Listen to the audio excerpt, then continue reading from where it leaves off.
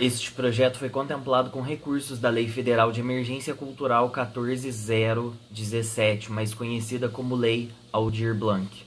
Oi, pessoal. Bom dia. O meu nome é Kelvin, eu estou aqui para fazer uma oficina. A oficina se chama Fazer Seu Próprio Livro Sozinho, o lado prático e o lado criativo. A proposta é abordar o meu processo criativo, abordar os processos mais simples de diagramação, revisão, impressão e encadernação que podem ser necessários para você criar o seu próprio livro sozinho, da mesma forma que eu venho fazendo há alguns anos. Quem eu sou? Eu comecei a escrever em meados de 2011, então pode-se dizer, apesar de não ser um autor de circuito profissional de editora, que eu tenho 10 anos de experiência com escrita criativa. Eu me formei em letras pela Universidade Federal de São João del Rei em 2019 e estou atualmente no programa de mestrado da mesma universidade em crítica literária e memória cultural. Eu já fiz até hoje 2 livros sozinho nesses 10 anos que eu tenho experiência com escrita criativa como um projeto pessoal. Os meus livros são Libélula 44, de ficção, e Menino Jogo, de poesia. Para começar, eu acho legal falar sobre as diferenças do livro objeto e o livro digital. O livro digital é um formato que vem crescendo muito e eu não pretendo abordar ele em detalhes durante essa oficina, porque o meu foco sempre foi o livro objeto. Cada formato possui suas vantagens e desvantagens, suas limitações e especificidades, e também não vão servir ao mesmo público. O livro objeto, você deve considerar preço de impressão, distribuição, o uso de cores de papel e outros desses fatores que podem alterar o preço quando você tiver de fazer algum tipo de orçamento para poder produzir esse material. E o livro digital, ele já possui as próprias plataformas de distribuição. Hoje em dia a mais popular é o Kindle, da Amazon. Mas também possui alguns detalhes que para algumas pessoas podem não incomodar tanto, para outras pessoas como eu pode ser uma limitação. Como, por exemplo, a diagramação do livro digital, que ela possui algumas especificidades por causa do formato de fonte, do aparelho a ser lido, que o livro de papel não vai sofrer tanto, de acordo com o que for o projeto específico de cada pessoa. Como eu sempre tive um interesse na forma que você distribui a informação no papel durante o ato de leitura, isso pode ser um problema para algumas propostas que eu tive. Logo, o meu foco, de novo, vai ser no livro de papel. A gente também precisa falar um pouquinho sobre autopublicação e publicação editorial. Essa oficina foca em fazer o próprio livro sozinho, ou seja, vamos trabalhar com autopublicação, que tem as suas vantagens. Acessibilidade, o quanto é prático, a autonomia que você tem ao conseguir lidar com todos os aspectos de seu livro sozinho, e esse fator de faça você mesmo, que eu acho interessante, tanto como um processo criativo que pode ser bem gratificante, quanto pela proposta de você deixar a publicação mais acessível. Você, quando está trabalhando com a possibilidade de entrar no mercado editorial, pode passar por diversos tipos de barreiras, você pode ter que passar pelos problemas que você vai passar tentando se profissionalizar em qualquer área. O meu foco aqui não é o circuito editorial, não é essa profissionalização, é o trabalho criativo como algo que pode ser gratificante para o artista no seu particular. Então, o processo mais acessível possível, o processo mais prático possível é o que vai ser de interesse para o meu método e é o que eu quero trazer. A publicação editorial também passa por barreiras financeiras, você depende de um crivo editorial, que pode depender de outras pessoas nesse processo, e ela é essencialmente um trabalho em conjunto. Você precisa trabalhar e saber dialogar com designer, diagramador, revisor, editor, e o seu livro ele não vai ser uma coisa, obviamente, só sobre o seu processo. Ele vai passar por toda uma comunidade do processo editorial que vai deixar as suas marcas no projeto. Então, vamos falar um pouco também sobre formato de livro. Já falei sobre as especificidades do formato digital e No formato de papel, você vai ter a autopublicação e a publicação no formato mais profissional. Você pode precisar de um investimento para você imprimir o seu livro em uma gráfica profissionalmente. Mas o formato do fanzine, que é o formato no qual eu venho trabalhando e no qual eu tenho interesse, não possui tantas limitações e barreiras financeiras, porque o foco, de novo, volta para a praticidade, volta para a autonomia e volta para a independência de você conseguir fazer tudo conforme o seu processo, suas limitações e o seu investimento demandarem. O formato de fanzine, eu vou mostrar de novo, ele é barato, ele é prático e você possui alta autonomia durante o seu trabalho. Antes eu vou falar um pouco sobre o que é o fanzine. Fanzine vem do termo em inglês fan magazine, ou seja, revista feita por fã. Durante os meados do século XX, houve um grande crescimento no processo editorial, as tecnologias vinham se diversificando e se tornando mais acessíveis para vários tipos de comunidades que tivessem interesse em imprimir material, como livros e revistas. Então, desde muito cedo, houve esse interesse por parte de algumas pessoas em publicar as coisas de forma independente. O formato do fanzine nasce, então, da forma que essas tecnologias para impressão caseira foram se desenvolvendo, desde a tipografia caseira, ao mimeógrafo, a máquina de xerox e hoje com o computador pessoal. As comunidades de clubes de fãs foram circuitos onde o formato do fanzine acabou se tornando popularizado e se tornando uma forma de troca e de contato entre pessoas com interesse em comum. Na literatura popular de ficção científica, fantasia, terror, subculturas musicais, eu destaquei o punk, mas não só.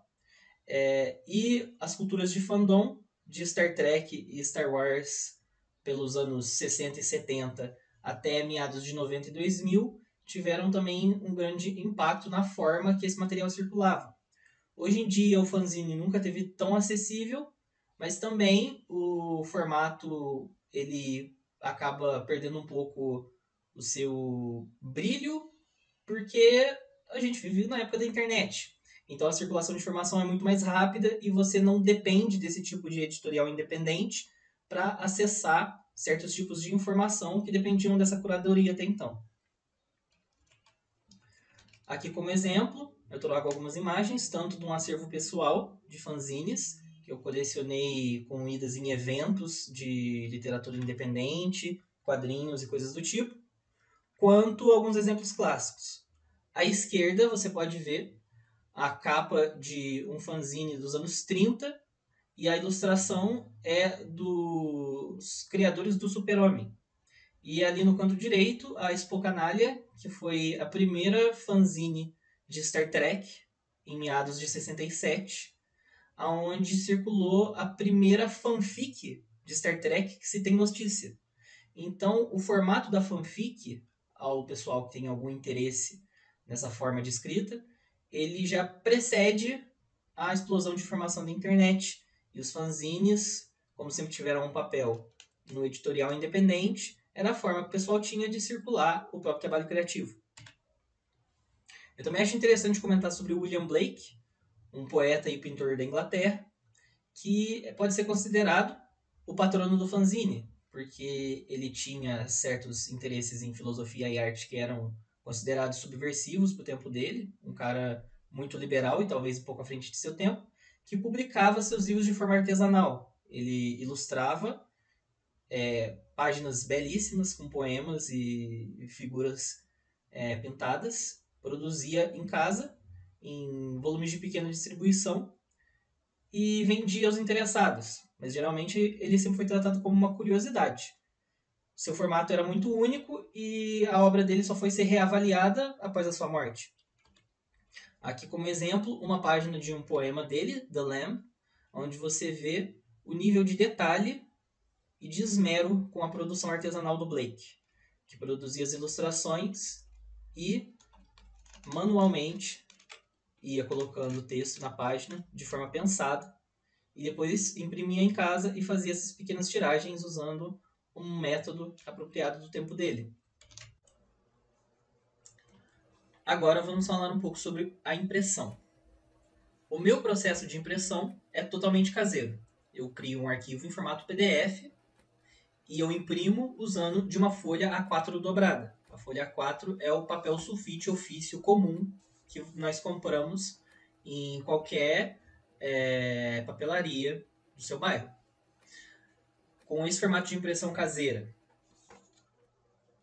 nós temos uma folha A4 dobrada e costurada em uma brochura, e assim fazemos 4 páginas de livro por folha A4 dobrada, 2 por verso, no frente e verso.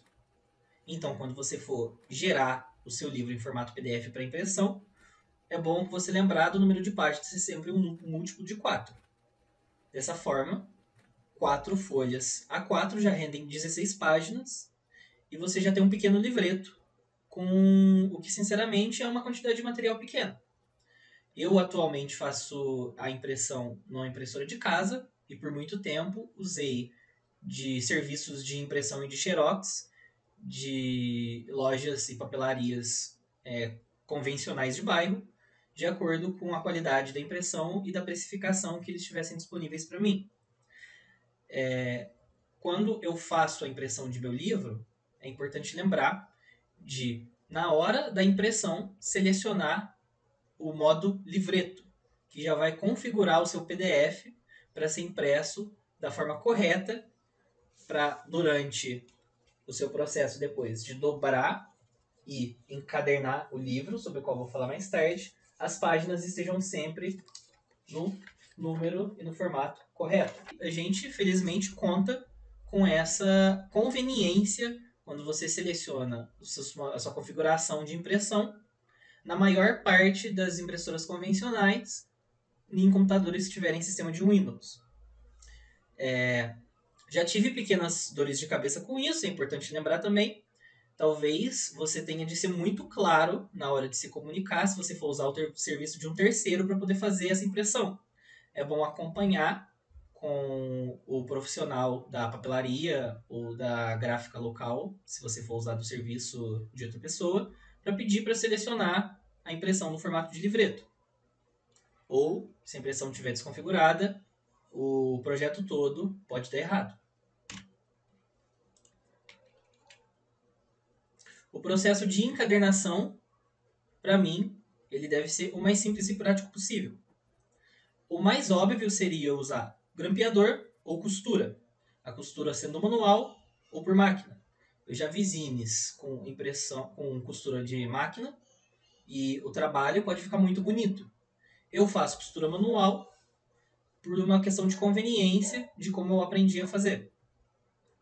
O grampeador ele é muito prático, mas eu prefiro usar a costura porque os grampos com o tempo tendem a se deteriorar e enferrujar, e isso pode também, com o tempo, ir estragando e deteriorando o papel de seu livro.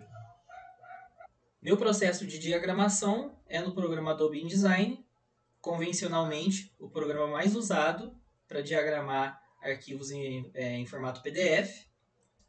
Eu não tenho formação prévia nenhuma no software do Adobe InDesign. O que eu aprendi foi muito por curiosidade. Como tem sido a proposta de todo o projeto? Fazer o seu livro sozinho com a maior autonomia possível. Se você fizer tudo direitinho com a diagramação, ninguém vai perceber que tem nada de errado. Mas se você errar em alguma coisa, o leitor provavelmente vai perceber ou estranhar alguma coisa. Então, às vezes, no processo de diagramação, não chamar atenção por via de regra é a melhor ideia. Embora você pode trabalhar com a própria diagramação para chamar atenção, se você tem alguma proposta nesse sentido. Mas, geralmente, a diagramação é mais um meio para um fim. Você tem a sua produção criativa, você quer fazer o seu livro sozinho, você quer que isso chegue em leitores. Então, preze pela simplicidade, a menos que a sua proposta tenha alguma demanda mais específica.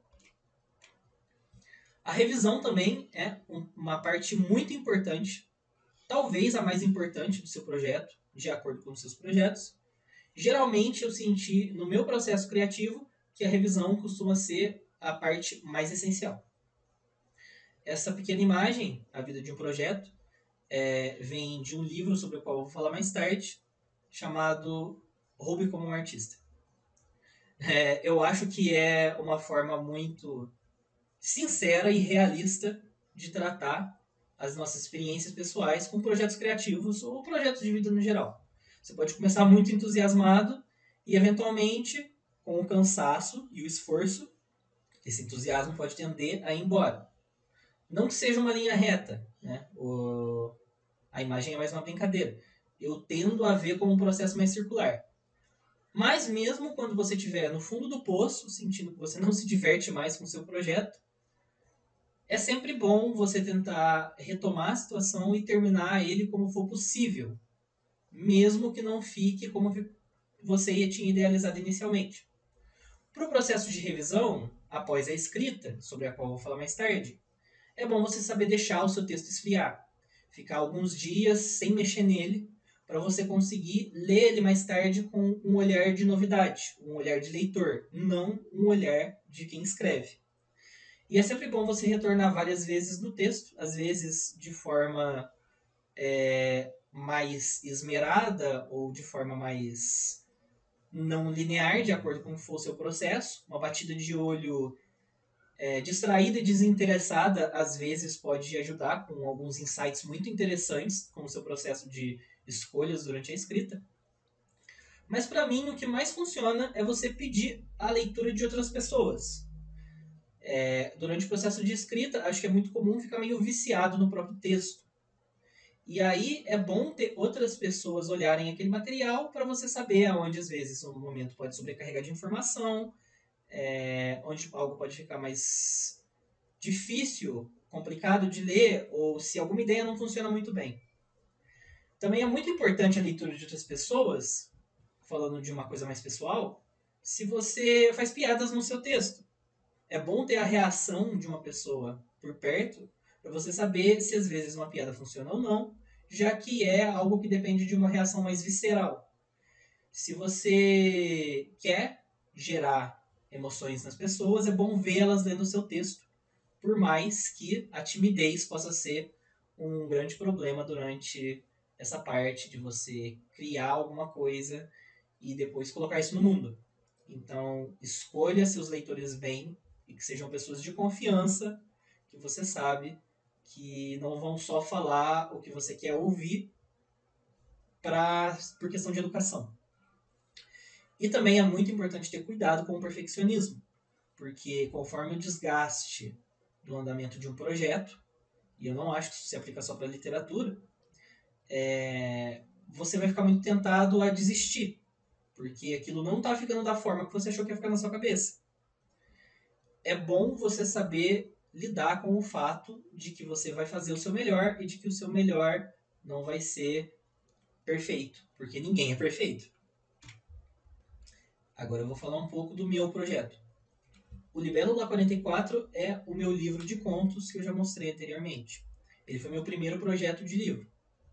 Eu já tinha começado e abandonado vários livros antes, a maior parte deles muito ambiciosos e que eu não tinha a menor capacidade de criar da forma que eu ambicionava, porque eu também era muito jovem e tinha uns sonhos muito grandes. O meu projeto começou como um fanzine, eu vou mostrar ele aqui agora, que eu fiz em 2017. Esse foi o primeiro. São 3 pequenas histórias.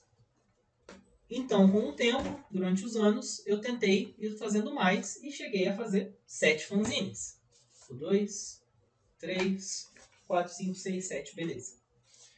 Eu pensava que ia conseguir fazer 10 fanzines, todos só durante o ano de 2017. Eu só consegui fazer 3 e passei por um momento de exaustão, onde eu precisei me afastar do projeto. Então, voltei de forma mais controlada. Eu posso dizer que eu falhei no plano inicial, mas eu continuei da forma que eu conseguia, de acordo com o que o próprio fazer do projeto acabava me ensinando. Eu levei, então, de 2017 a 2019 para fazer 7 fanzines, ambicionando sempre 20 páginas cada, pensando que mais tarde bastaria juntar todo esse material e eu teria um livro de ficção de tamanho razoável. Eu compilei e editei esse material em 2019, apresentei o fanzine Libélula 44, como é visto agora, em um evento em São João del Rei, a Feira Gráfica de Impressos da Adro Galeria, e em 2020 eu fiz o lançamento do livro no Museu Municipal de Varginha, em fevereiro, logo antes da pandemia começar. Importante falar que durante o meu processo de escrita e de revisão e de edição, eu não alterava mais o material dos fanzines que eu ia terminando. Então, em 2018, 2019, conforme o tempo passava, muita coisa me incomodava nos primeiros fanzines. Mas eu não voltava para alterar nada, porque o fanzine já estava pronto, ele já estava impresso. Mas, durante a compilação e edição do material para fazer Libélula 44 em formato de livro, eu passei um olho por todo o material. Eu editei, escrevi coisas novas e também descartei muita coisa que eu pensava que não funcionava mais. Mas foi importante ter escrito, porque foi o percurso que eu precisei passar para editar o livro conforme eu penso que seria a melhor versão dele no momento de finalizar o projeto.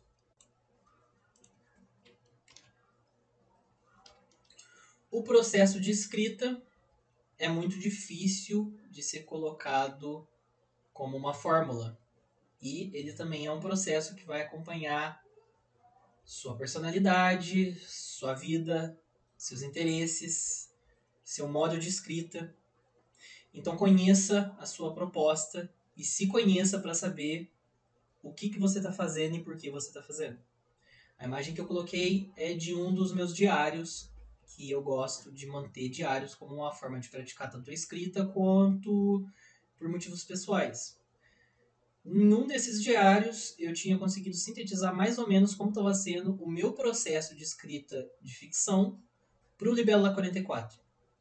Não foi só assim.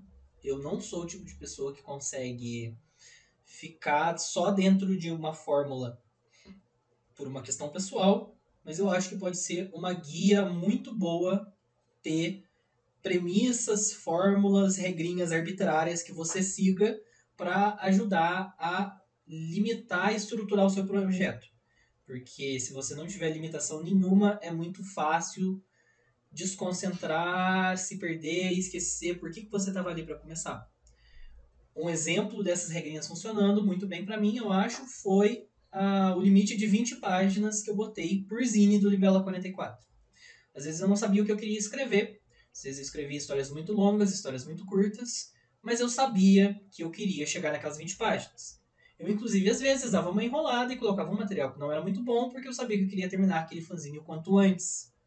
Mais tarde, sabendo que eu ia ter um processo de edição e revisão, aquele material era descartado. Mas eu precisava dele para fechar essas 20 páginas. E se eu não fechasse essas 20 páginas, essas 7 vezes, eu não teria terminado meu livro.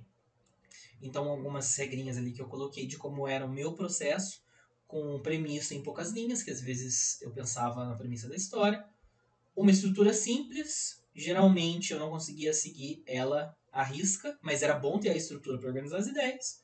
O processo de escrita propriamente, geralmente feito à mão, e a revisão, de 3 a 5 revisões, a primeira já sendo durante a transcrição do papel para o computador. Então conheça a sua proposta, conheça o gênero que você quer trabalhar, se é ficção, não ficção, texto científico, memória, poesia, quadrinho e o que seja. Entenda o público. Essa questão pode ser muito complicada. Às vezes a gente gosta de escrever mais pra gente e não necessariamente pensar, isso aqui vai ser para o público mais novo, isso aqui vai ser para o público mais velho. Você não precisa ser o marqueteiro de si mesmo, embora isso ajude. Mas você tem que ter ideia algum leitor. Tem algumas histórias que eu escrevi pensando, esse meu colega ou esse outro colega vão achar legal. Fulana ia gostar dessa história. É importante você ter um público ou algum leitor, seja ele uma pessoa mesmo, ou um leitor ideal que goste das mesmas coisas que você, porque o processo de escrita ele é um processo de comunicação. e a gente não comunica falando só para nós mesmos. É interessante ter uma ideia de identidade visual se você está fazendo um livro sozinho. A autonomia aumenta certas demandas. Eu pensei na identidade visual de meus livros pensando em aspectos práticos. Os dois são preto e branco, porque eu queria manter o preço de custo da impressão o mais baixo possível.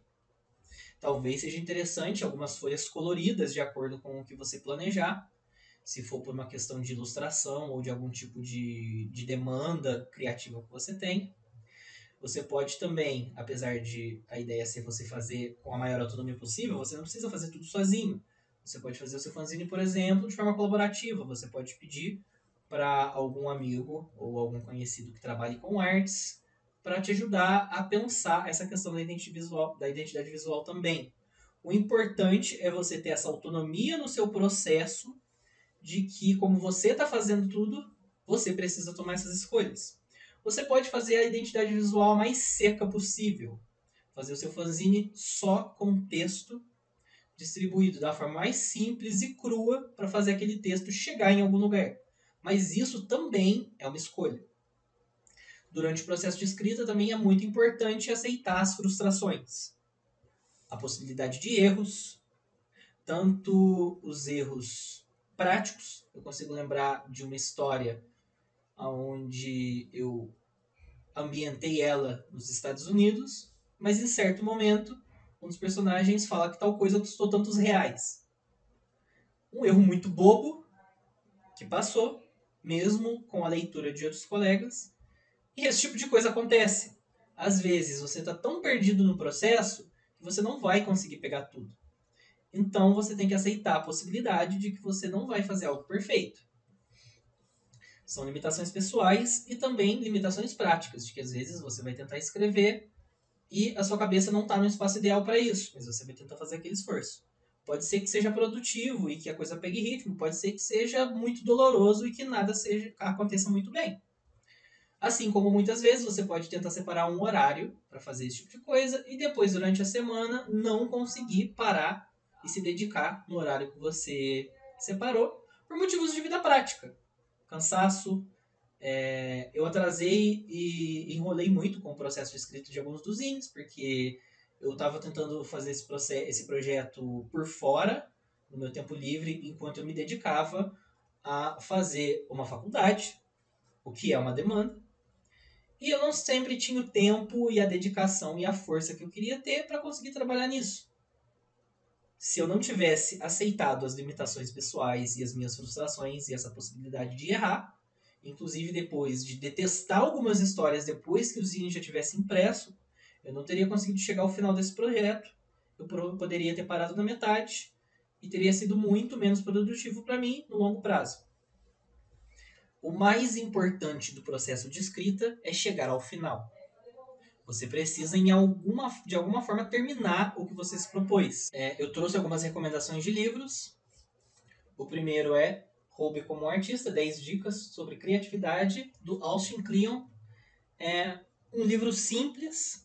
Ele pode irritar algumas pessoas com a simplicidade, que às vezes pode beirar um pouco a autoajuda, mas é uma leitura interessante para algumas questões gerais sobre projetos criativos.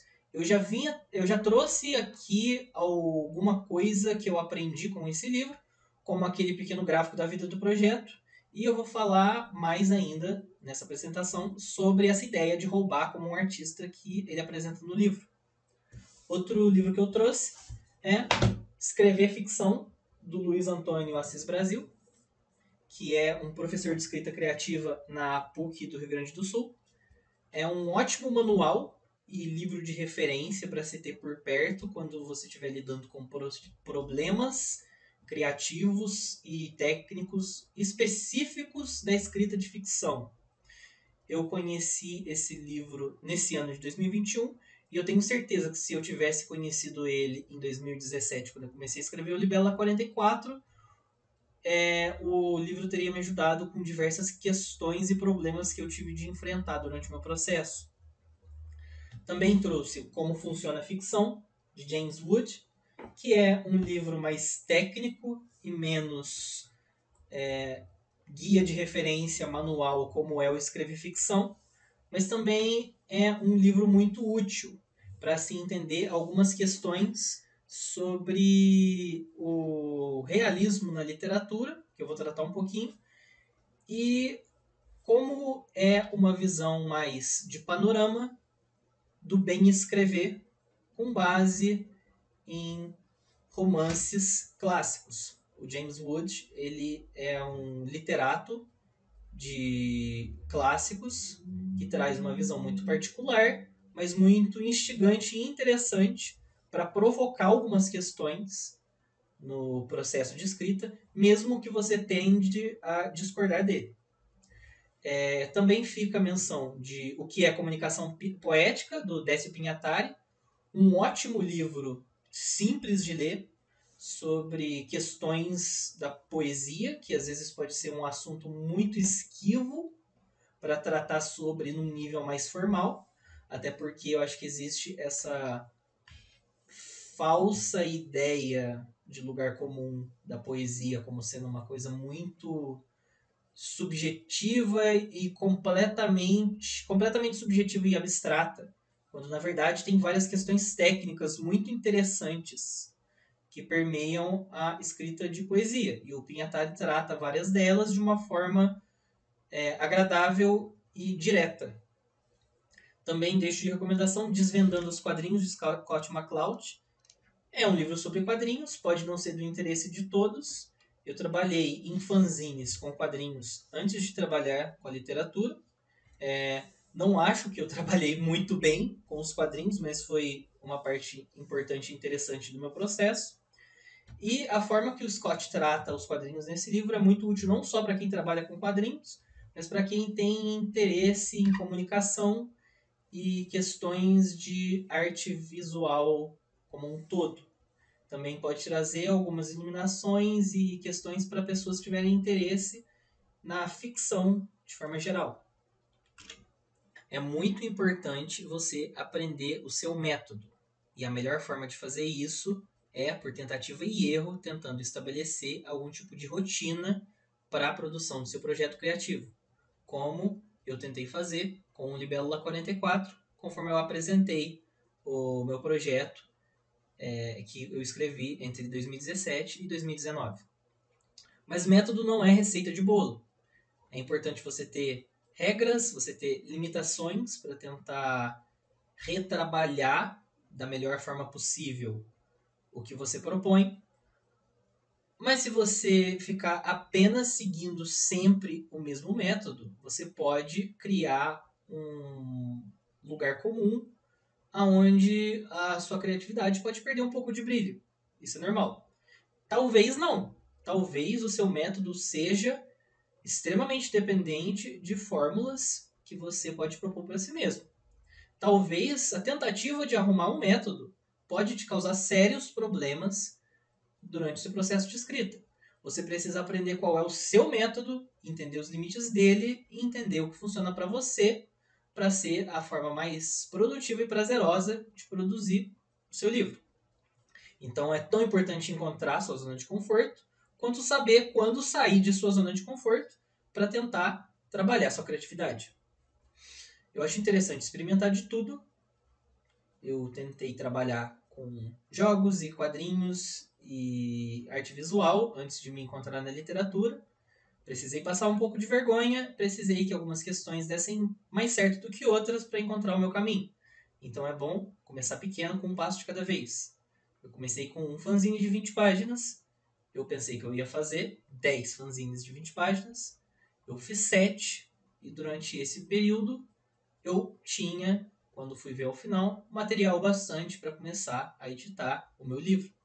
Então é interessante você tentar aprender com o tipo de leitura que você gosta de fazer quando você se propor a criar alguma coisa. Agora vou falar da proposta de roubar como um artista. Atacar a ideia romântica que as pessoas costumam ter na cabeça delas de que o artista precisa sempre ser original e precisa sempre quebrar com o que já existe na hora de fazer sua produção. Por exemplo, é de um diálogo do David Bowie que aceitam as influências e os artistas que vieram antes deles e trabalham com essas influências de forma consciente, ao invés de ficar tentando se propor a fazer sempre algo de novo, tirado do nada. Então, eu acho que a ideia de aceitar suas influências é muito importante quando você está desenvolvendo o seu trabalho criativo e foi algo que ajudou muito em meu amadurecimento pessoal durante o meu processo criativo. Os autores que você lê, os tipos de história que você gosta, os tipos de poemas que te causam interesse, os assuntos, os tipos de personagens, eles podem se repetir, porque isso é parte do que te interessa e é aonde você vai encontrar o material para você criar o seu melhor. Então copie, imite, cite, parodie sem medo, porque muitas vezes essas estruturas e lugares comuns que você vai encontrar na arte dos outros podem te ajudar a encontrar a sua própria identidade. O Austin também fala sobre a incapacidade da cópia perfeita. Principalmente quando a gente fala de um artista iniciante, mas não só. Se você se propõe a escrever algo no estilo de outra pessoa, você não vai conseguir totalmente, porque você não é aquela pessoa. Da mesma forma, quando você tenta se propor ao desenho usando uma fonte de referência, como por exemplo o desenho vivo. No desenho vivo, você pode ter 20, 50, 80 artistas desenhando a mesma pessoa, a mesma pose, a mesma cena. Os desenhos nunca vão ser totalmente iguais. É nessa tentativa de fazer alguma coisa que a sua forma de lidar com os problemas criativos, a sua personalidade, os seus talentos e suas fraquezas vão moldar aquilo em algo que só você vai dar conta de fazer. Como não é possível você falar de uma cópia perfeita, mesmo que você esteja fazendo um pastiche descarado de outro tipo de história, você vai acabar fazendo algo com uma identidade própria, se você tiver sinceridade e aplicação ao processo, de forma que ninguém mais consiga fazer. Pode ser que você não goste da ideia de usar muito das suas influências e prefira usar o mínimo possível. Pode ser que isso mude completamente o seu processo criativo e te ajude a produzir mais e com mais entusiasmo. O importante é ter essa consciência de que nós sempre sofremos influências e que a literatura, como qualquer outra arte, como qualquer outro aspecto da nossa vida, não acontece no vácuo do indivíduo e sempre acontece num mundo onde outras pessoas já fizeram aquilo antes. Outra proposta interessante do Austin é a ideia de que, quando o público considera uma ideia original, é porque esse público não reconhece a fonte. Às vezes, a mesma estrutura de um enredo policial, ou de uma aventura espacial, ou de uma história de conspiração, pode chocar o público, mesmo sendo uma ideia extremamente usada e batida. Porque o público, às vezes, não vai ter o interesse na técnica que o autor vai ter. Ou talvez porque o público simplesmente não foi exposto, não conhece a referência de onde aquilo foi tirado. Isso acontece o tempo todo. As pessoas consideravam o Star Wars muito original quando aconteceu, sem reconhecer, por exemplo, as influências do Flash Gordon. É muito importante, então, confrontar essa farsa de uma originalidade que acontece espontaneamente e que guia o processo criativo das grandes obras. Porque eu tenho certeza que se você tiver o tempo e o esmero de estudar os artistas que te influenciam e que te inspiram, você vai conhecer as fontes de onde eles tiraram algumas de suas ideias. Ele incentiva muito que você comece os seus projetos no papel. Eu gostei de escrever sempre com a minha mão as primeiras versões das minhas histórias. Hoje em dia, eu sou menos apegado a essa técnica de começar sempre no papel, embora eu ainda goste de praticar. E ela guiou todo o processo de escrita do Libélula 44. O que o Austin comenta, e eu concordo, sobre você começar o seu projeto no papel, é que o digital ele é perigoso e ele incentiva o perfeccionismo que habita nas nossas inseguranças. É o perigo da tecla de apagar.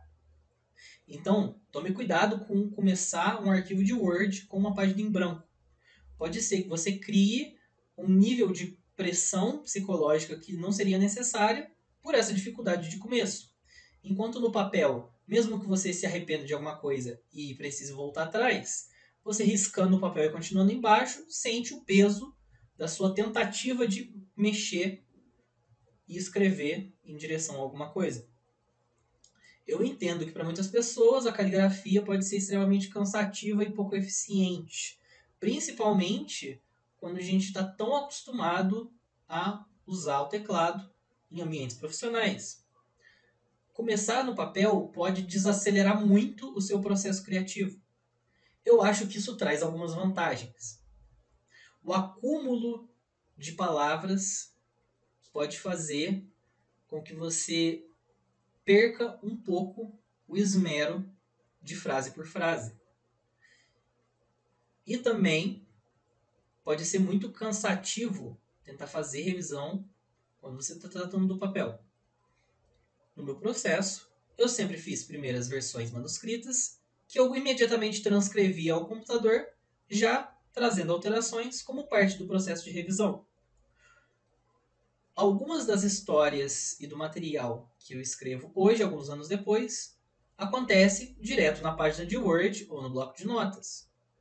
Mas eu tenho certeza que o meu processo seria muito mais descuidado se eu não tivesse a experiência de começar no papel como um método meio arbitrário, mas que eu achei muito satisfatório e eficiente, de saber dar o pontapé inicial, porque esse pode ser o processo mais complicado da sua criação. Então eu incentivo o uso do papel e eu incentivo que você erre o quanto antes no que você está fazendo. Porque quando você erra, você está liberto da pressão de acertar de primeira. E é sempre muito mais fácil você consertar o que você errou do que acertar sem nenhum erro. Isso não vale só para a literatura. Artistas da dança, artistas de instrumentos musicais precisam refinar as próprias habilidades por anos de prática constante e apaixonada para conseguir fazer a mesma sequência de passos ou de notas em composições complexas. Porque a arte deles depende da necessidade de você não errar aqueles passos, aqueles gestos com o corpo ou com o instrumento. A literatura tem o privilégio da revisão e da alteração. Você, ao criar o material original, não precisa lidar com a pressão psicológica de fazer tudo certo sempre. Uma citação do livro Como Funciona a Ficção, do James Wood, que eu trouxe, sobre as formas de narrar. Agora eu vou tratar um pouco propriamente da ficção e da narrativa. Estamos presos à narração em primeira e terceira pessoa. A ideia comum é de que existe um contraste entre narração confiável, a onisciência de terceira pessoa, e a narração não confiável, o narrador não confiável na primeira pessoa, que sabe menos de si do que o leitor acaba sabendo. Acho meio inaceitável qualquer forma de escrita em que o narrador se estabelece como operário, diretor, juiz e testamenteiro. Eu acho essa citação muito interessante e instigante.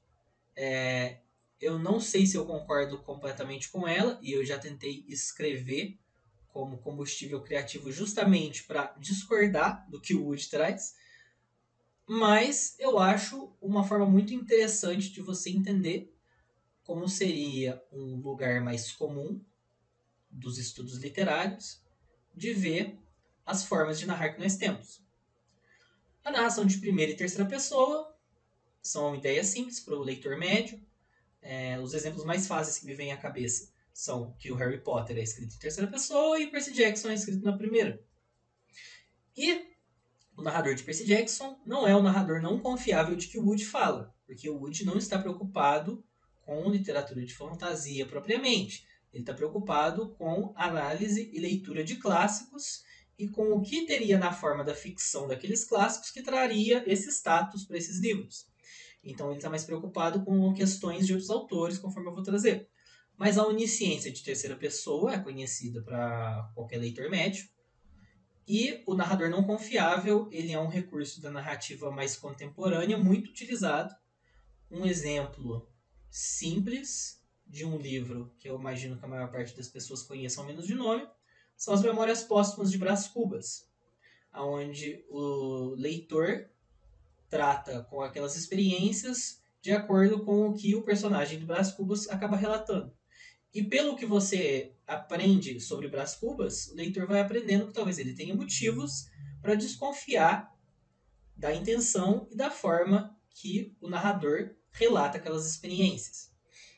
Quando o Wood fala que acha inaceitável essa forma de escrita, onde o narrador é operário, diretor, juiz e testamenteiro, ele está falando de um tipo de prosa onde o leitor possui menos espaço para interpretar e tomar uma postura, mas o importante é criar esse espaço aonde o leitor pode tomar suas próprias conclusões e direcionar um pouco a obra, ao invés de você ter sempre todas as questões muito fechadas, suas opiniões muito fortes sobre quem está certo e quem está errado o tempo todo. Ainda no Wood, vamos falar um pouco sobre convenções narrativas. Uma frase muito boa do mesmo autor. A casa da ficção tem muitas janelas, mas só 2 ou 3 portas. Ele está falando, é claro, com essa metáfora das portas do modo de narrar. Primeira e terceira pessoa, como ele colocou. Seja ela uma primeira pessoa onisciente, o que seria uma ideia mais experimental e diferente, ou uma terceira pessoa não confiável. Você, claro, vai ter o espaço para você experimentar como você quiser. Mas o Wood, como pesquisador da literatura que percebeu o padrão de que a maior parte dos livros que acabam se tornando grandes clássicos estão na primeira ou na terceira pessoa. O Wood também fala muito da importância do realismo para a formação da literatura como nós compreendemos hoje. Não só no nível da técnica, mas também do juízo de valor e do desenvolvimento de algumas dessas obras e do que tem de interessante desses clássicos para ser repensado mais tarde. Autores como Arthur Conan Doyle, do Sherlock Holmes, Machado de Assis, do qual eu falei, Dostoiévski, Jane Austen. Ele não está falando só do realismo do século XIX, para o pessoal que tiver mais interesse nos estudos mais específicos da literatura, mas essas técnicas, de forma geral, assim como um certo nível de esmero com ambientação e com desenvolvimento de personagem, começa no realismo ou pode ter o realismo como um ponto de partida muito interessante para se estudar, mesmo que você vá desenvolver uma literatura de outro tipo. Literatura de fantasia, ficção científica, horror, experimental e vanguarda de forma geral. É sempre interessante, nisso eu concordo com o Wood, ter o realismo clássico como um ponto do qual você pode partir para fazer as suas interpretações e gerar as suas decisões durante o seu processo de escrita. Uma questão que eu quero trazer, que é tanto por uma questão de gosto pessoal quanto de esmero, seria a concretude na escolha das palavras durante o seu processo de escrita. Eu acredito, como outros autores, e eu lembro aqui, por exemplo, do ótimo Sobre a Escrita, do Stephen King, que eu não deixei como uma recomendação propriamente, porque não acho que seja um bom manual ou um bom livro de estudos, mas continua uma série muito interessante de reflexões sobre o processo de escrita criativa. Em algumas passagens, o Stephen King tende a concordar com isso, gerando inclusive uma frase que virou uma máxima. A estrada para o inferno, ela está pavimentada com os advérbios. Porque advérbios, adjetivos e qualificadores de forma geral costumam carregar um pouco a prosa e se você conseguir manter a eficiência na informação que você está passando, a experiência de leitura pode ser, para um leitor ideal, mais dinâmica e menos cansativa. Então eu acredito que você deva fazer suas palavras contarem, mesmo que você seja o tipo de autor que prefere algo mais denso e às vezes um pouco mais complicado e cansativo de ler, mas que traga essa experiência de uma riqueza na literatura. E claro, a gente está falando de regras gerais para guiar um processo. Você pode discordar completamente, você pode assumir a sua postura com relação a isso, mas eu acredito que para você quebrar algumas dessas regras e conselhos gerais, seria melhor ter um certo tempo de experiência no fazer literário para poder tomar as suas decisões com autonomia e tomar as melhores decisões possíveis. Você pode encontrar trechos belíssimos, cheios de advérbios, adjetivos e qualificadores, por exemplo, em romances clássicos de Flaubert ou de Dostoiévski, mas, de forma geral, e também pensando no mundo como é hoje e na forma que o nosso ritmo de vida muda a nossa experiência da literatura, que é bom você tentar fazer as suas palavras contarem e evitar as suas delongas, sendo preciso no seu processo de escrita e, mais importante, de revisão. Então eu trouxe esses dois exemplos simples e bobos da Chapeuzinho Vermelho como uma forma de mostrar como a mesma informação na narrativa pode ser passada de duas formas diferentes. A jovem e inocente garota chamada de Chapeuzinho Vermelho estava carregando deliciosos quitutes para sua amada e respeitada avó quando, de repente, se perdeu repentinamente na floresta desconhecida. Chapeuzinho Vermelho levava doce para sua avó quando se perdeu na floresta. Com uma frase, você pode trazer toda a situação, problema da narrativa. Apenas duas orações, sem grandes delongas. Agora, na frase acima, você tem pelo menos 3 orações. Você tem 2 adjetivos antes de você trazer o nome da personagem.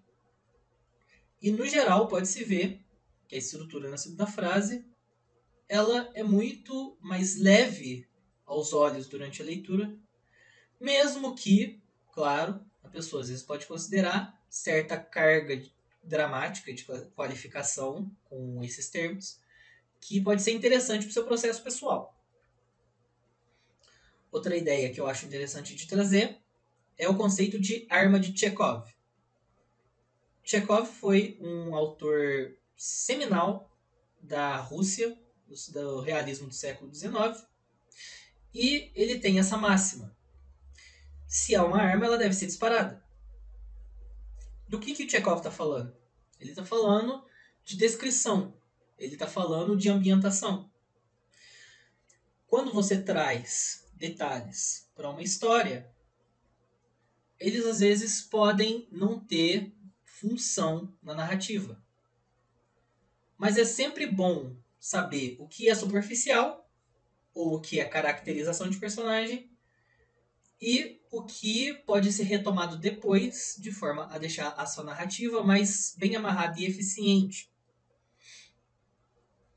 O que eu quero dizer com tudo isso que eu trouxe é que muitas vezes um detalhe diz muito.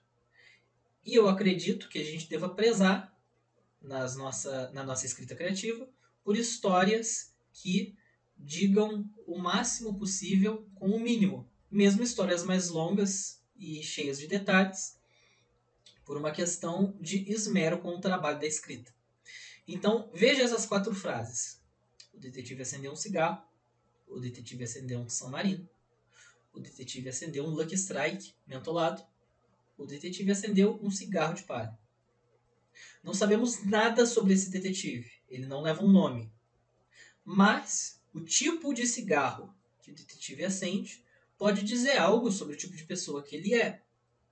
O tipo de pessoa que fuma um San Marino, que é considerado um cigarro muito barato, não é o tipo de pessoa que vai comprar um Lucky Strike mentolado, que é um tipo de cigarro muito mais caro e específico. E também não é o tipo de pessoa que vai fumar um cigarro de palha. Agora, só o termo acendeu um cigarro, ele é muito genérico. E você perde uma possibilidade na escolha dessa uma palavrinha de trazer uma dose de especificidade que dá corpo para esse personagem. Então, eu acredito que isso valha para todo tipo de substantivo simples. Que tipo de roupa o personagem vai usar? Qual o tipo de lugar onde a história se passa? Se você descreve árvores, que árvores elas são?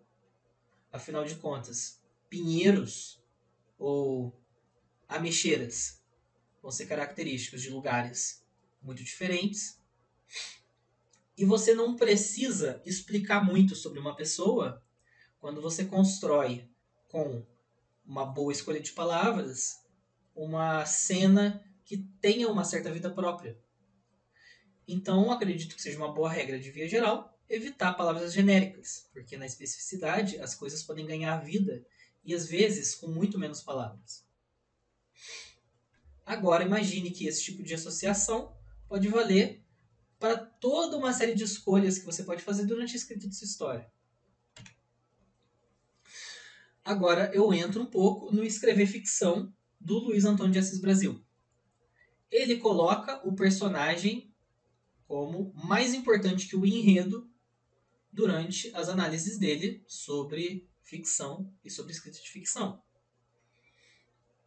Não é porque eu respeito a posição do Luiz Antônio de Assis Brasil como professor de escrita criativa há mais de 30 anos na PUC que eu não posso discordar dele. Mas nesse caso, eu acho que o ponto que ele faz é muito interessante e ensina muito.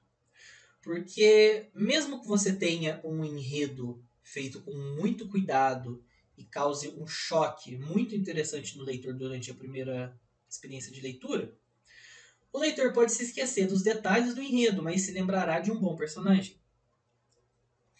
Eu penso, por exemplo, em alguns romances da Agatha Christie, de mistério, nos quais a experiência de leitura foi maravilhosa, mas eu não me lembro de detalhes específicos de enredo. Um bom exemplo que o Luiz de Assis Brasil traz no livro dele e que eu acho muito preciso é, de novo, Memórias Póstumas de Brás Cubas. É um livro onde não acontece muita coisa. Mal tem um enredo propriamente dito. Mas o Brás Cubas, a Virgília, ganha uma vida própria que, para quem leu, é muito difícil se esquecer da personalidade irônica e do modo azedo com que o Brás Cubas acaba confrontando a vida dele. Então, pensando nos personagens como um ponto mais interessante do que o enredo, acredito que o autor de ficção iniciante acaba tendo uma certa liberdade que talvez ele não se desse ao se preocupar com questões de enredo primeiro. Que, claro, talvez você seja o tipo de autor que prioriza enredo, talvez você seja o tipo de autor que precisa de esmero com o enredo para sentir valor na sua obra. Mas muitas vezes são as possibilidades do enredo que vão nos trazer o que tem de interessante no personagem. E vice-versa. Se o seu personagem, em um enredo, seja ele policial, ou seja um enredo de fantasia, ou o que seja, se seu personagem for geral bastante, ele poderia ser substituído por personagens de outras obras. Algo ali se perde que, se você tivesse esse nível de cuidado, você pode estar aí limitando o potencial da sua escrita de forma muito grande. É muito importante para falar de personagem, falar de conflito e de mudança. O motor de qualquer personagem em uma história é a possibilidade de conflito e de mudança interior. Aí eu acho interessante que o autor de ficção tenha, em algum nível, interesse por psicologia. Você tem, por exemplo, manuais mais simplistas que vão tentar te vender a ideia de uma jornada do herói, que eu considero um conceito útil, mas não a única forma de abordar aquela situação. Muito sobre Jung e o caminho de individuação, ou a psicanálise mais freudiana, lacaniana, pode ser um ponto de estudo muito interessante, mesmo que em linhas muito gerais, para o autor interessado em criar ficção e em criar personagens interessantes com uma mentalidade realista. Assim também, eu considero muito importante de modo geral que o autor de ficção tenha uma certa consciência sobre si próprio. E eu acho saudável e interessante não apenas para o autor de ficção, mas aqui falando de forma geral, em especial ao autor de ficção, ter algum nível de contato com a experiência de terapia, porque as nossas experiências pessoais acabam inevitavelmente sendo refletidas de alguma forma na obra que a gente escreve. E é sempre melhor que as suas escolhas durante a escrita sejam mais conscientes do que entregues ao acaso e a uma ideia romântica de como se dá o processo de escrita, como se fosse uma inspiração, como algo que venha de fora e caia sobre a sua cabeça, te dotando da capacidade de escrever. Uma frase muito boa do Assis Brasil. Se o ficcionista pensar apenas no objetivo imediato do personagem, o fim estará muito próximo do começo. Por isso é que muitas histórias morrem nas primeiras páginas. Se, entretanto, pensar nas motivações, haverá material para trabalhar, capaz de sustentar uma obra de 500 páginas. Aqui, o Assis está falando, até certo ponto, de questões psicológicas. O importante é ter a noção de que essas escolhas são conscientes, mesmo que você queira escrever algo trágico, e criar situações onde uma necessidade frustrada, um desejo frustrado, gere situações interessantes e faça o personagem chegar a conclusões que sejam interessantes para o leitor. Na questão de conflito, a gente tem o conflito interno e o conflito externo. O conflito interno seria psicológico, emocional, e o conflito externo é o enredo da obra. Pensando de forma muito geral, um detetive que está investigando um assassinato está lidando com aquele conflito externo de precisar saber quem morreu, por que morreu, quem matou, o quanto antes. Talvez ele esteja passando também por um conflito interno, um medo de tomar a decisão errada, uma necessidade obsessiva de chegar ao final daquilo que pode trazer consequências para as escolhas que ele toma durante a história. Trazendo dois personagens que todo mundo em algum nível tem algum conhecimento. O Homem-Aranha, ele tem desejos de um jovem comum. Sucesso escolar, a vida amorosa de adolescente, problemas com dinheiro, porque ele é um cara que precisa trabalhar por fora, que é um órfão que mora com uma tia mais velha. Mas ele também possui essas necessidades de aceitar a responsabilidade de um super-herói. Ele está constantemente lidando com esse conflito externo. O risco de vida, as pessoas que ele precisa salvar. O super-herói é, em geral, um tipo de personagem que se torna interessante quando você tem conflito aí. Desejos e conflitos de uma pessoa comum mesclados com essa necessidade de lidar com coisas que ninguém mais consegue. O maravilhoso, a ficção científica, os grandes vilões e esse tipo de coisa. A Julieta, da peça do Romeu e Julieta, deseja poder ficar junto do Romeu, que é o amado dela. Mas ela precisa respeitar esses códigos sociais que é a disputa dessas duas famílias, Montanha e Capuleto. Porque Romeu e Julieta são de famílias que sempre tiveram problemas de rivalidade entre eles. E é isso que faz toda a história de Romeu e Julieta acontecer. Esse desejo de viver um amor proibido que conflita com essa necessidade tanto desse amor quanto essa necessidade externa de respeitar esses códigos. Então eu acho muito importante frisar a importância do erro para o personagem de ficção. Como audiência, ver o erro de um personagem pode ser muito frustrante, mas é essencial para o andamento de uma história. O suicídio de Romeu e Julieta, inclusive eu já vi muita gente brincar, era muito fácil de ser impedido. Se eles soubessem, se Romeu soubesse que o veneno que Julieta tomou era falso, ele não teria se matado. Dessa forma, Julieta não teria também se matado ao ver o seu amado lá, morto, e entrar nesse espiral de tristeza. Mas sem isso, não teria Romeu e Julieta, e a gente não estaria falando sobre isso. É importante para o escritor de ficção saber quando ser um pouco cruel com os próprios personagens, porque acaba que isso é o que deixa o leitor interessado. Se o Homem-Aranha não tivesse, por um erro, deixado o tio dele morrer, deixando de impedir o assaltante após ele se sentir injustiçado, o Homem-Aranha não teria entendido o peso da responsabilidade, porque aquilo não teria afetado ele pessoalmente. E no exemplo mais óbvio que eu trouxe também, lembrando da Chapeuzinho Vermelho, se ela não fosse uma pessoa tão fácil de ser enganada e não tivesse desconfiado do lobo, não teria história da Chapeuzinho Vermelho. E a gente não aprenderia nada ao final. Personagens sem problemas, pessoas muito eficientes e extremamente corretas nas decisões que tomam sempre, não são personagens interessantes. Os erros, muitas vezes, são o que nos aproximam desses personagens, porque ninguém é perfeito. E o ser humano tem um interesse muito grande por tragédia e conflito. É só você prestar atenção enquanto a gente não para e observa acidentes de trânsito, que é uma experiência que eu tenho certeza que todo mundo já teve. Você mesmo, por acaso, nunca parou para olhar um acidente de trânsito antes? Então, é no erro e é na tragédia que muitas vezes o autor de ficção encontra o seu material. Porque a vida é o material da ficção. Mesmo mundos de fantasia são cheios de problemas de cotidiano. Pensando no Senhor dos Anéis.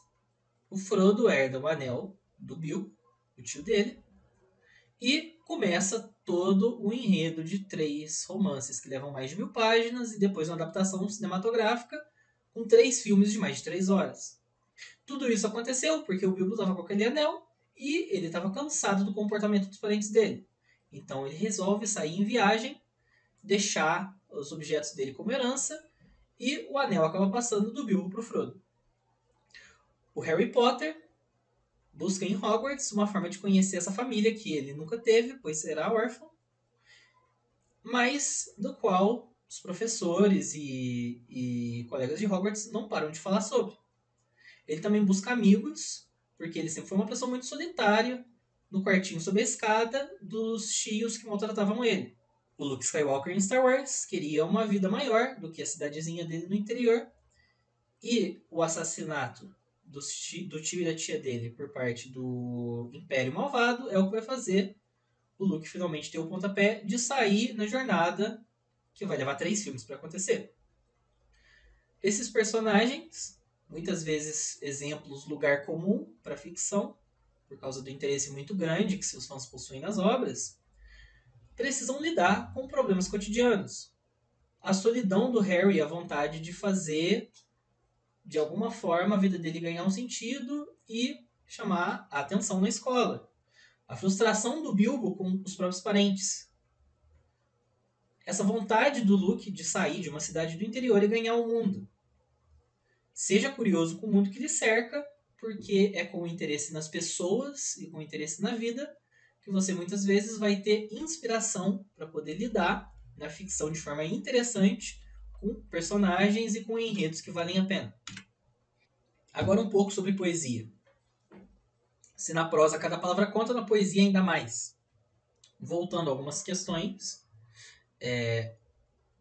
há esse adágio do Décio Pinhatari no livro que eu indiquei, onde ele comenta que a prosa trabalha com a linguagem, ou seja, você desenvolve a prosa como um meio de trazer aquelas situações e personagens, mas a poesia trabalha a linguagem.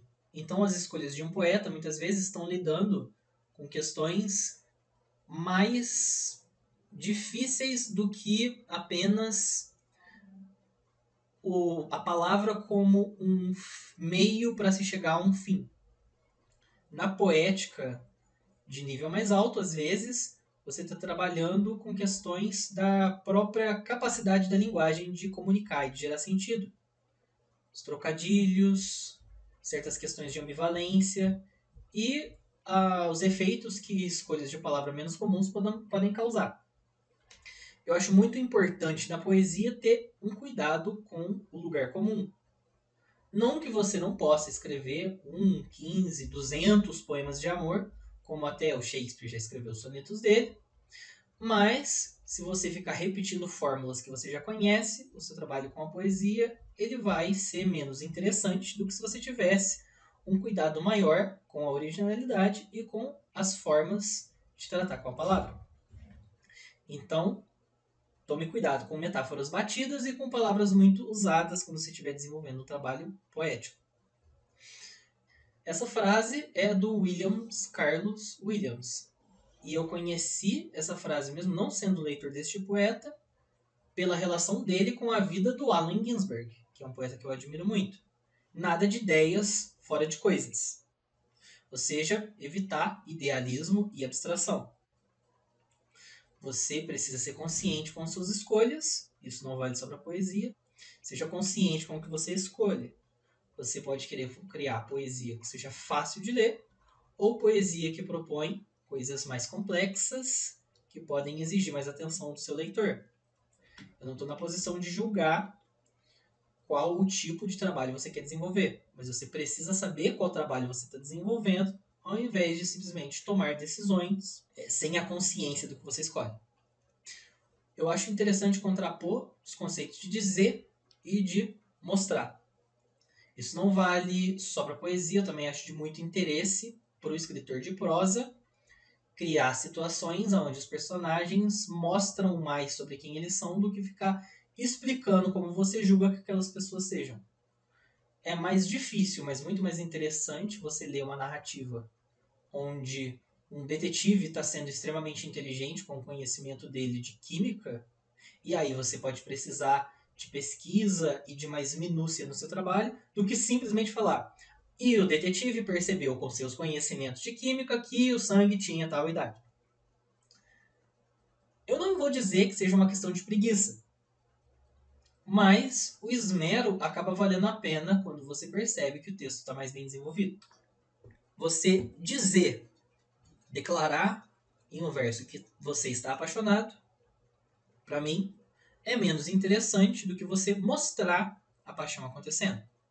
Então, ao invés de você falar, porque eu estou apaixonado, meu amor, você pode, por exemplo, trazer pequenas situações onde aquilo mostre a paixão acontecendo, e às vezes o leitor pode já ter passado por experiências parecidas e aquilo se conectar com a pessoa.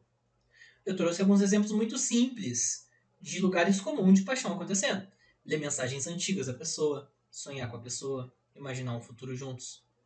Não são questões muito complexas. Eu só quero deixar claro a diferença que é você dizer eu estou apaixonado e trazer certas imagens e situações que podem ser instigantes para o leitor. A diferença de você dizer que o mundo é um lugar feio e de você mostrar, em um verso, na sua narrativa como for, a feiura desse mundo, em situações que podem trazer uma carga para o leitor. Trouxe 2 exemplos simples. O assassinato de um pai para roubar R$50. Uma situação que deixaria qualquer pessoa incomodada de pensar sobre. Ou um soldado que atira em uma criança refugiada.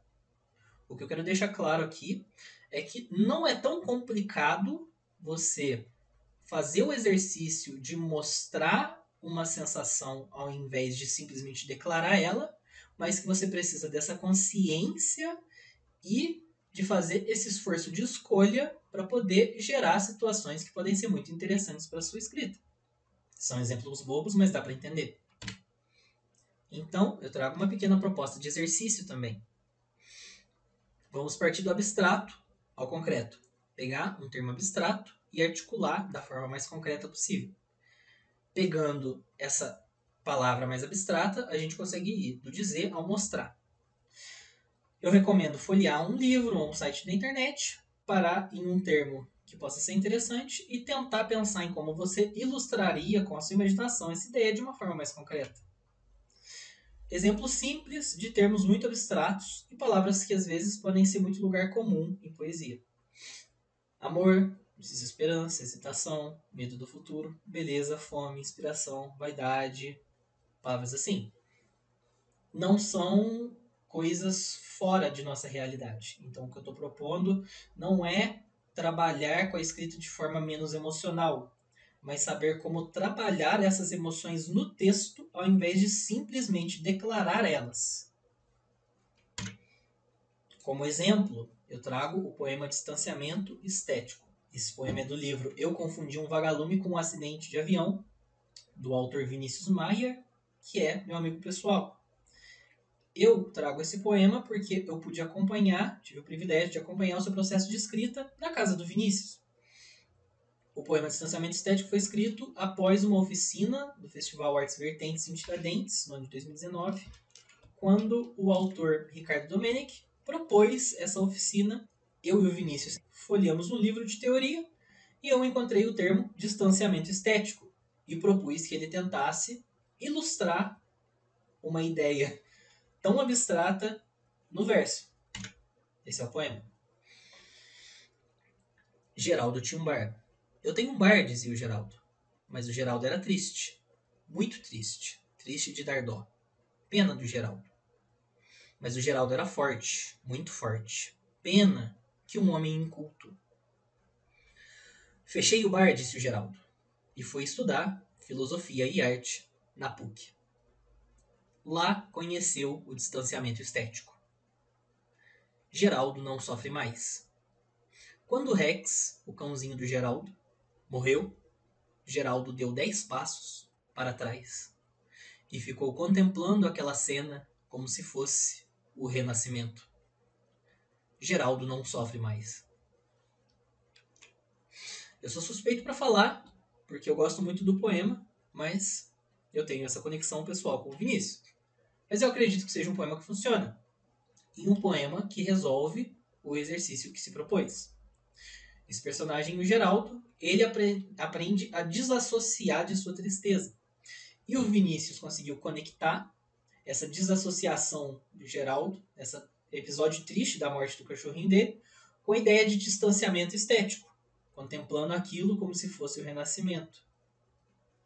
Então, o termo distanciamento estético, ele é ilustrado, mostrado pela vida do Geraldo, ao invés de simplesmente declarado. Porque você acompanha um personagem que passa por toda uma situação, mas o autor usou o termo mesmo assim. E a oficina se propunha não usar desse termo. Da mesma forma que você não usaria a palavra amor para escrever um poema de amor, tentando sair desse lugar comum. Mas o título funciona e dá o tema do poema. Aí você já tem uma quebra de regra dessa oficina, porque a oficina é um caminho para o seu processo acontecer e você tomar suas decisões de forma interessada. Não um fim para ficar escrevendo poemas de uma forma só. Então, lembrando que você deve fazer o que parecer correto na sua escrita. Um projeto que dá errado pode ser o início de um projeto que dá certo. Eu errei de várias formas no Libélula 44 e fico feliz com o resultado final.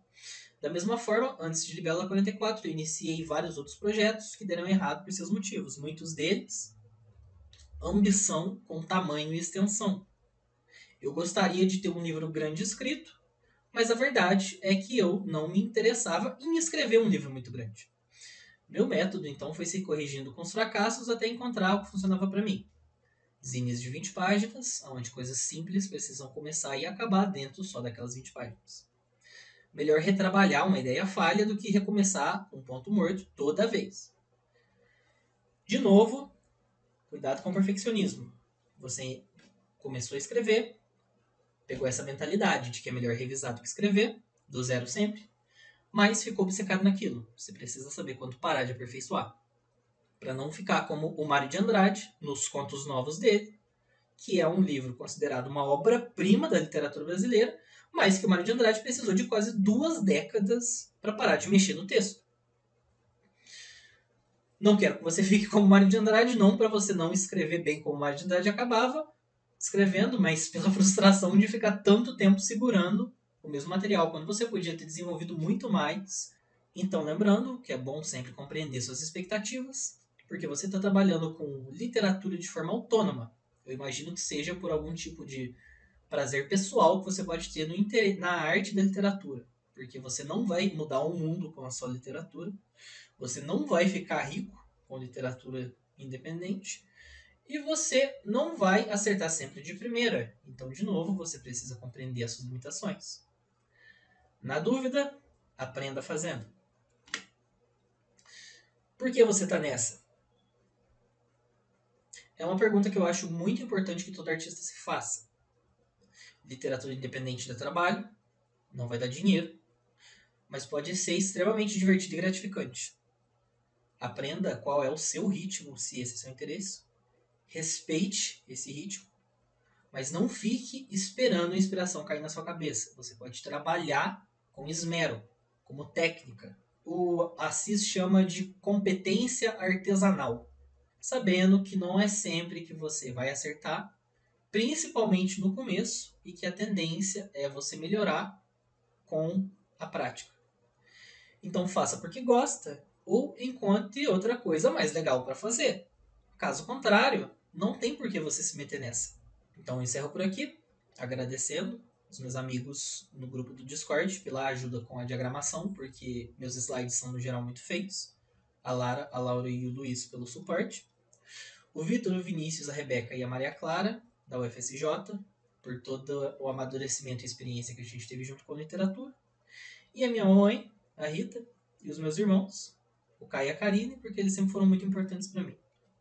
Muito obrigado. Boa sorte e vai criar alguma coisa e fica aí com o Drummond digitando.